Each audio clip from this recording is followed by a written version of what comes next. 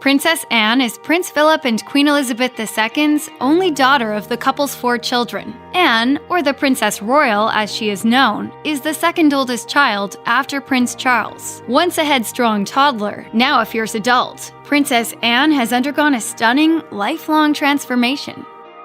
Growing up as the Queen's only daughter was rather lonely for Princess Anne, even as she was surrounded by the trappings of palace life. She and her siblings were often left at home while their parents traveled. While many children would no doubt have found such a situation difficult and isolating, Anne understood, even as a child, that her parents had royal obligations to fulfill, something she's carried into her own adult life. The media has sometimes portrayed the Queen as distant and uncaring, but Anne denied this in the BBC One documentary Queen and Country, saying, "I simply don't believe there is any evidence whatsoever to suggest that she wasn't caring. It just beggars belief." Even though she didn't get to spend as much time with her mother as she would have liked, the royal didn't feel abandoned. Princess Anne defended her mother and explained that she and her siblings never had any doubts that Queen Elizabeth cared for them just as much as any other mother would her children. Far from a prim and proper princess, Princess Anne was more of a tomboy who preferred the outdoors, at least when she was little. In the documentary The Real Princess Anne, family friend Countess Mountbatten of Burma revealed that the young princess was, quote, always very full of life, and even had a knack for mischief. She provided a sharp contrast to her much more reserved brother, Prince Charles. Her father, Prince Philip, referring to her lifelong love of horses, once said of his daughter, "If it doesn't fart or eat hay, she isn't interested." As Princess Anne grew older, she developed a reputation of being somewhat ill-tempered because of her independent spirit. She was often short with the press and disliked being questioned. The book, Elizabeth the Queen, The Life of a Modern Monarch, noted that Princess Anne was nicknamed her royal rudeness by the press after telling reporters to, quote, naff off, due to their constant scrutiny of her activities. Anne would eventually rehabilitate her image through her charity work, but it would be years before her work outweighed the perception that she was irritable and prickly in the eyes of the press.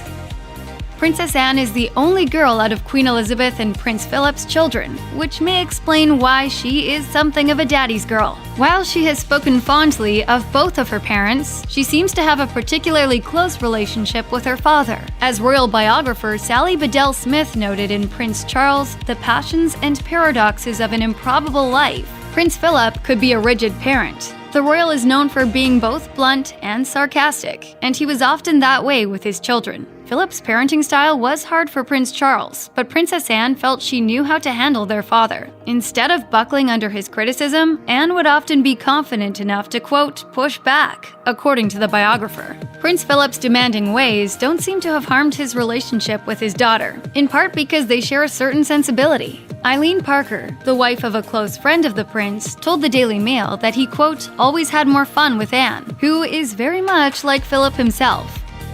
Princess Anne wasn't just isolated from her parents growing up, she was separated from most of her family. In 1963, the Princess Royal enrolled in Benetton School, an all-girls boarding school. In the documentary The Real Princess Anne, royal expert Penny Junor revealed that the school's headmistress claimed Princess Anne suffered from extreme nerves on her first day of school. She was so nervous that she reportedly became physically ill. Nevertheless, Anne settled into school and ended up thriving in the company of other young girls. I did volunteer to go to school, I have to say, and I was thrilled. School was much more interesting.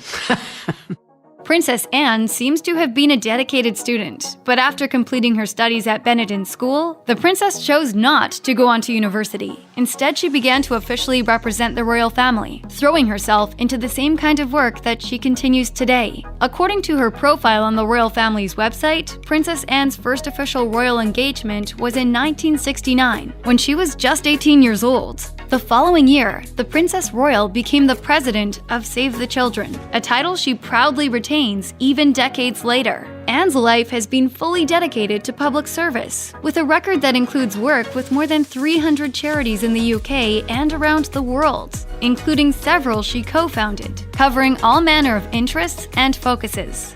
And if you can do anything to raise their profile, then you will have achieved something. Princess Anne went through a couple of relationships before getting married. The most notable, though, was with Andrew Parker Bowles. who would later go on to marry Camilla Shand, who in turn would go on to marry Prince Charles after Princess Diana, his first wife, from whom he was divorced, died. The complicated relationship was depicted on Netflix's The Crown, although the show embellished details to make the relationship more messy than it was in real life. Royal biographer Sally Bedell Smith told Vanity Fair that Camilla first met Prince Charles in the early 1970s, after she had been dating Bowles off and on for the past half-decade, and became involved with Andrew Parker Bowles in June 1970. But the relationship quickly fell apart because Bowles was Catholic and they couldn't marry. The two remained friends, and Bowles would later become the godfather of Princess Anne's daughter, Zara. On November 14, 1973, Princess Anne married Captain Mark Phillips in arguably one of the best royal weddings in history. Vogue noted that it was the first time in 50 years that a member of the royal family had married a commoner. The couple met through their shared love of horses, and the former army captain had won an Olympic gold medal in 1972 as a member of the British equestrian team. The couple's wedding was a lavish affair, from the fashion to the pageantry. The ceremony was held at Westminster Abbey and televised live, with an estimated 500 million viewers tuning in to see the princess get married. While Princess Anne grew up into a refined young woman, she remained outspoken and strong-minded, balancing her sense of duty with her sense of personality. In 1974, not long after her wedding to Mark Phillips, this strong will proved handy when Anne thwarted an attempted kidnapping. According to BBC News, a young mentally ill man named Ian Ball cornered Princess Anne in her car, asking her to come with him so he could hold her long enough to collect a ransom of £2 million. Rather than going along with his demands or waiting for someone to intervene, declassified papers released by the National Archives report that the royal replied, quote, "Not bloody likely." Princess Anne later called the incident, quote, "infuriating," saying that she had no intention of getting out of the car and going with the man. Still, she kept her cool. And we had a fairly low-key discussion about the fact that I wasn't going to go anywhere. Ball was eventually apprehended by a police officer. He pled guilty to attempted murder and kidnapping, and, under the Mental Health Act, was imprisoned for an indefinite sentence. Princess Anne's tomboy ways paid off big time in the late 70s, when she became a famous athlete as well as a famous royal. A lifelong equestrian, Anne had been passionate about horses since childhood and had quite a bit of success on the competition circuit. In 1976, she made history as the first member of the royal family to compete in the Olympics during the Summer Games in Montreal. Her profile on the official website of the royal family noted that, while the princess didn't medal at the Olympics, she did rack up some pretty big awards over the course of her equestrian career. In 1971, Princess Anne won a gold medal in the individual discipline in 1971's European 3-day event championships. In 1975, she won a silver medal in individual and team disciplines. Years later, Princess Anne's daughter Zara Phillips went on to become a champion equestrian, winning a gold medal at the World Championships in 2006 and a silver medal at the Olympics in 2012. In April 1992, Princess Anne filed for divorce from Mark Phillips after a separation of more than 2 years. The split made the Princess Royal only the second member of the royal family to divorce their spouse in the 20th century, following her aunt, Princess Margaret. But she wouldn't be the last. The year 1992 would end up going down in history as Queen Elizabeth's, quote, annus horribilis, so named because of all of the scandalous things that happened that year. 5 weeks before Princess Anne filed for divorce, her younger brother Prince Andrew separated from his wife, Sarah Ferguson. That summer, a book called Diana, Her True Story claimed that Princess Diana was trapped in a loveless marriage with Anne's older brother, Prince Charles, and revealed her eating disorder and struggles with depression to the world.